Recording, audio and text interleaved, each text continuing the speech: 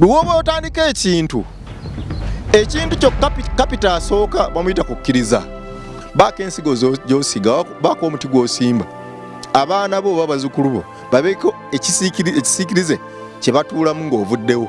N'oba watandika ng'osiika paani 5 ng'olina ekirooto ekinene mundaayo nga you thought big in the beginning, ojja kutuuka ekiseera nga paani eyo mutambuza ensi yonna. Abantu abasinga muvudde ku mulamwa ne musuula ebirooto byammwe olw'okuba mawuliriza ebigambo by'abantu. Suffer now and live the rest of your life as a champion. Ebitandika ng'ebitono bimaliriza bigezi.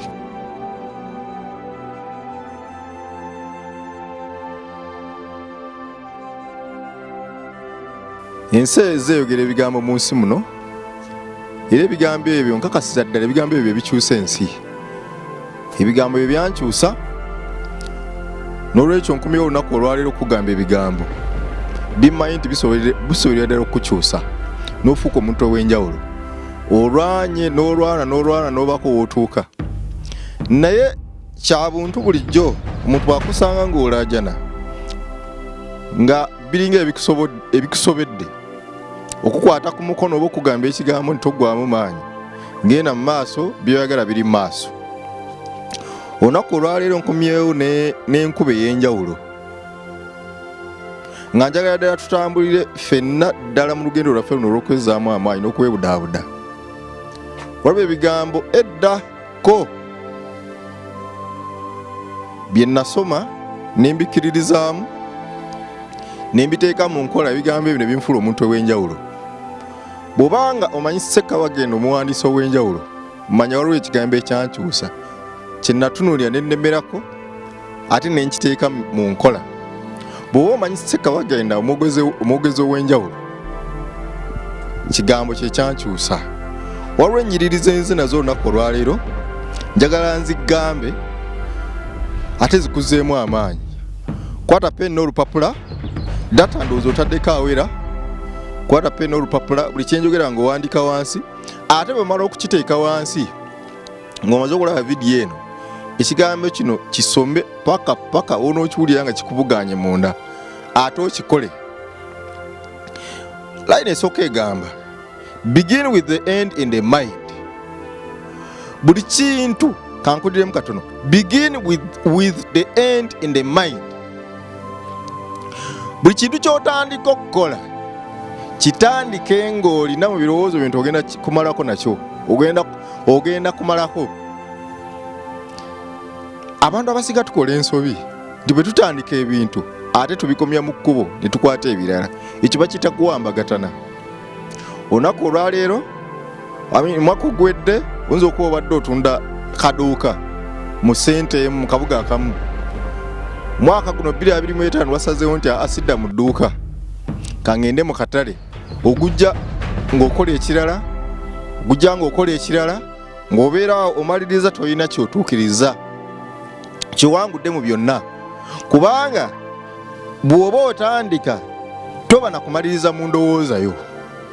Kale olwaleero njagala nkugambye nti buli kintu ky'otandika bw'ogera mu makya n'ogamba nti kati ŋŋenda kuva e Uganda, ŋŋenda Dubai oba ŋŋenda Qatar oba Saudi Arabia nkole emirimu, bw'ebanga kontrakiti yegamba myaka 3 oba myaka 2, kola buli kimu okulaba nga emyaka 3 ekyo kontrakiti gyegamba oba 2 ogimalako. Oba embeera si nnungi oba mbi ddala, olina buli kintu ky'otandika olina okimalako. Begin with the end in the mind. Owandiise wansi. Line eyokubiri egamba believe you can and you are halfway there. Lwoba otandika ekintu kyo kapita asooka bamuyita kukkiriza. Bw'oba tokkiriza era otambula obuusabuusa, naye bw'okkiriza nti ogenda kukola ekintu otandika okutambula, teri asobola kukusirisa, teri asobola kukukomya. Otambula omaliridde ng'ebigere obisimba wansi, ne biba bikooye osigala otambula, kubanga wakkiriza nti okukkiriza bye byokulwanyisa ebimu namigga abantu bye bakozesa abawangula ne bawangula. Therefore, believe that you can and you are halfway there. Kasokkiriza nti osobola, kumpi olugendo obanga lutambuddeko 5 ku 100 Theodore Roosevelt bwe yayogera ebigambo ebyo. Line eyokusatu egamba, it is during our darkest moments that we focus to see the light. It is during our darkest moments that we focus to see the light. Bw'oba wali olabe ku nzikiza ey'amaanyi n'otunula mu bwengula bw'oti kikyolaba olabe munyenye, oba omwezi bwe guba gwaka olabe ekitangala ky'omwezi, buli w'obeera mu bizibu eby'amaanyi ofumiitiriza nnyo, ofuna okulowooza okw'amaanyi, olwo n'otandika okufuna solutions ez'enjawulo ku bizibu byo. Era nange kamakoogera n'abantu abalala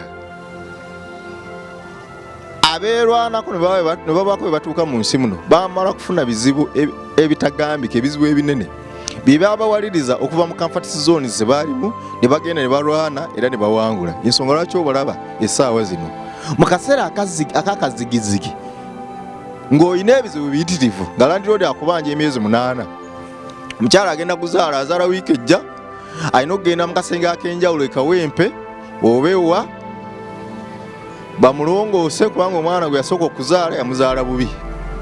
Kati beetaaga miliyoni 3 oba 2.5 okulongoosa omukyala oyo bamugyemu omwana, naye abagenda kuzaala wiiki ejja tolina wadde 10. Kati awo kikwe obeera ddala mu nzikiza ewedde emirimu, mu kaseera akakazigizigi akawedde emirimu oyitawo otya awo, olina kulwana. So it is during our darkest moments that we focus to see the light. Aristotle Onassis yayogera ebigambo ebyo. I was at Harvard when Mark Zuckerberg created Facebook and I begged him not to do it. I was at Harvard when Mark Zuckerberg created Facebook and I begged him not to do it. Colin Jost yayogera ebigambo ebyo nti yali ne Mark Zuckerberg omutandisi wa Facebook baali bonna ku Harvard. Zuckerberg n'amutuukira n'amugamba, Colin Jost nkubuulire njagala kutandika Facebook mwena mugimanyi. N'amugamba ngenda atandika Facebook, n'amuzza ebbali n'amugamba tokikola, tekijja kukola. Naye Mark Zuckerberg olw'okuba yalina ekirooto nga yakirabye dda munda ye nti kijja kukola n'akiremerako.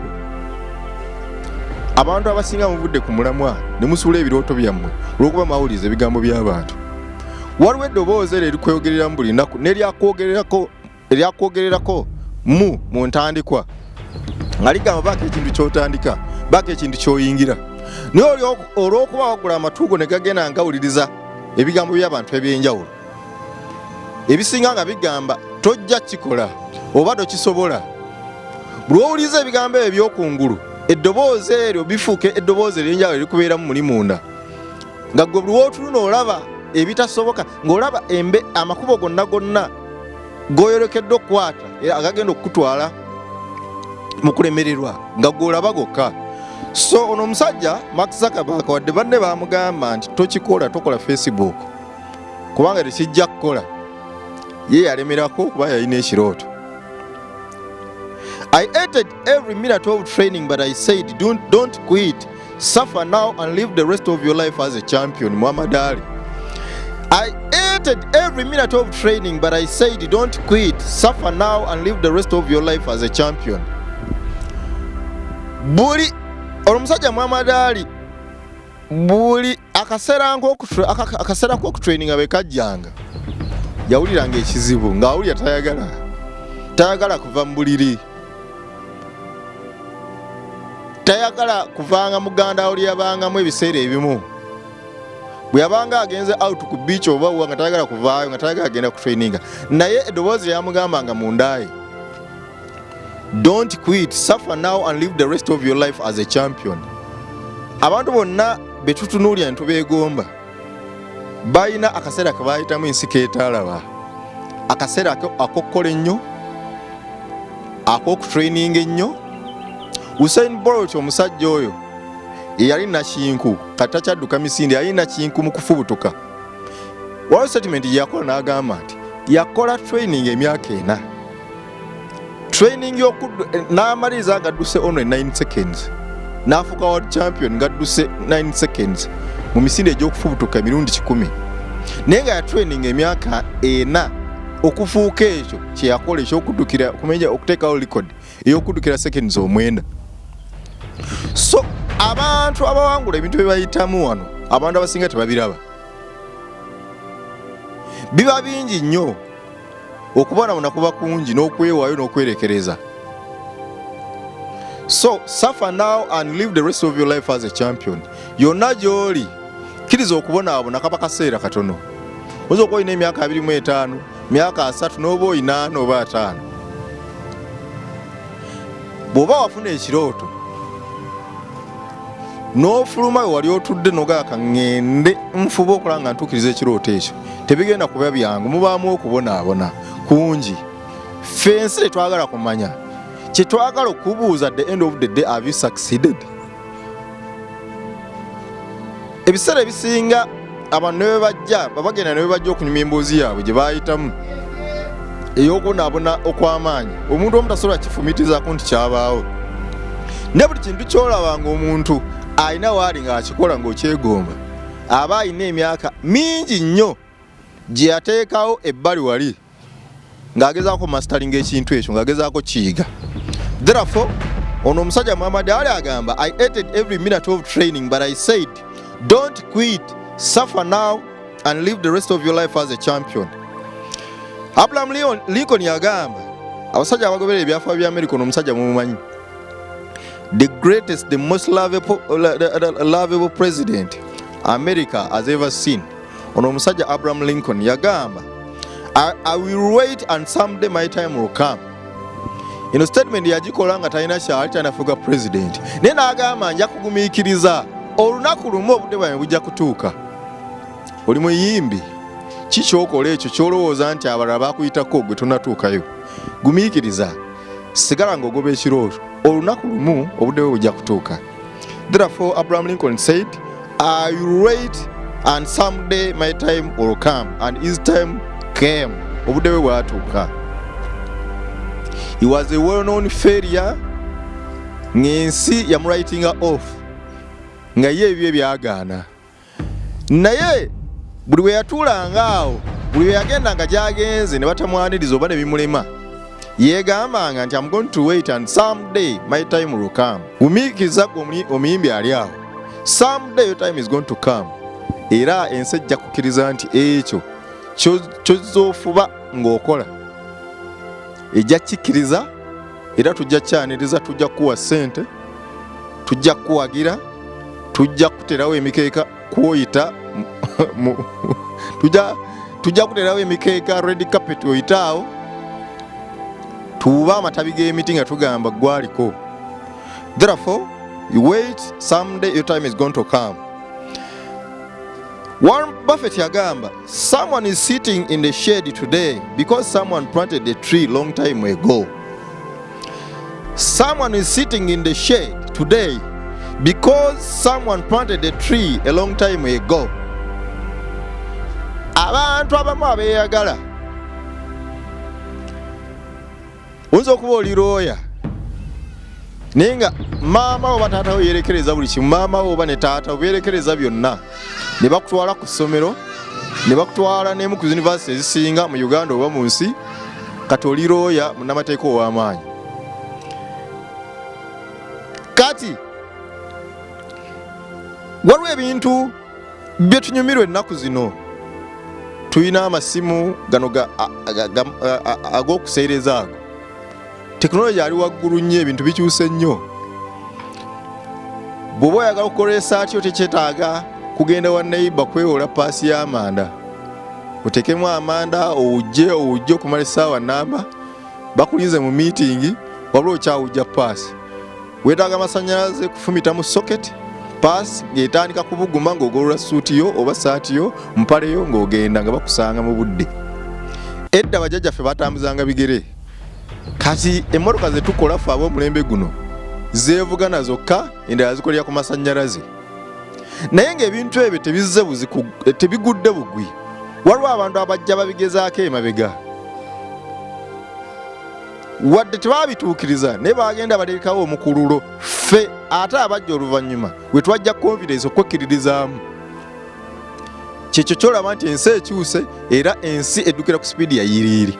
Bajjajjaffe oba bakitaffe bwebanga baabulwa ssente obanga baalwananga okuzifuna tebaabanga na masimu, baatambuzanga bigere eŋŋendo empitirivu empanvu ne bayita mu bugubi bwe butyo ne babaako ebyo bitonotono bye baakola. Olwo ffe tusobola ddala okukola ebintu eby'amaanyi kubanga waliwo abaasiga ensigo emabega eyo.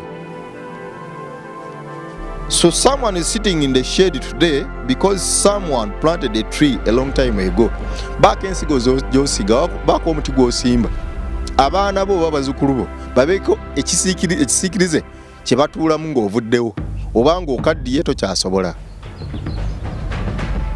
Olunaku olwaliro baako ekintu ky'okola ekigenda okukyusa abantu abakuliraanye oba ensi eno oba famire yo. As people are walking all the time in the same spot, a path appears. Addingana amawolu yagajjamu omukkuto. Ennaayini egamba nti abantu gye bakoma okuyita ewantu ne bayitawo emirundi mingi. Eventually ekkubo likolebwawo. Amakubo ge mulaba gonna amanene agamu ga kolansi kati bwasooka kuba bukubo butono. Era waliwo omuntu eyajja n'atandika okutambulirawo. N'atambulirawo n'abalala ne balaba omukululo gwe ne batandika okutambulirawo. Akakubo ako ne keetondawo akakubo ako. Bwe keetondawo ndowooza bekikwatako ne batuula wansi ne balowooza nti wano weetaagawo ndowooza ekkubo eddene ne bayita tractor zaabwe ne bakola ki ne bakola ekkubo eddene. So totya kutandika mukululo. Bw'otandika omukululo ebiseera ebisinga otandika wekka. Naye abantu bagenda bakwegattako mpolampola nga bakozesa omukululo ogwo nga bakuyambako okugaziya ekkubo eryo gwe watandika empola empola. Ate bwe litandika okugaziwa terigaziirawo ne lifuuka ekkubo eddene, wabula abantu bwe balikozesa ne balikozesa ekiseera kituuka n'ab'emmotoka ne balaba nti balina okukozesa awo ewatandika nga akakubo akatono. Giga amakubo g'owulira nti kati ekkubo ddene kati abantu abasinga bettanira ekkubo eryo bitandika ng'ebisaaga, naye ekiseera kituuka abantu bangi nnyo ne beewaayo okuwagira okufa okulaba nga awantu ayo waali ewatono obugabirizi obwali obutono kati abantu abeetaagawo bangi era weetaaga okugaziwa.